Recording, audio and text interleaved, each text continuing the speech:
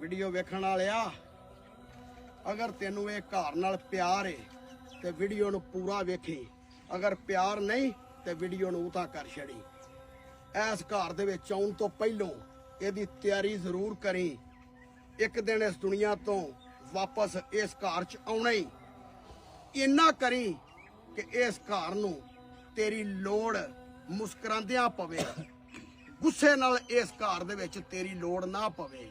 खुदा वास्ते करके इन्ना अपने आप नू तैयार करके आवी कि जदों तू अल्लाह दी अदालत च पेश होवे अल्लाह नू तू पसंद आई है, अल्लाह नू तेरे कम पसंद आई जान ते तेरे वास्ते घर जन्नत दे बागां जो बाग बन जाए।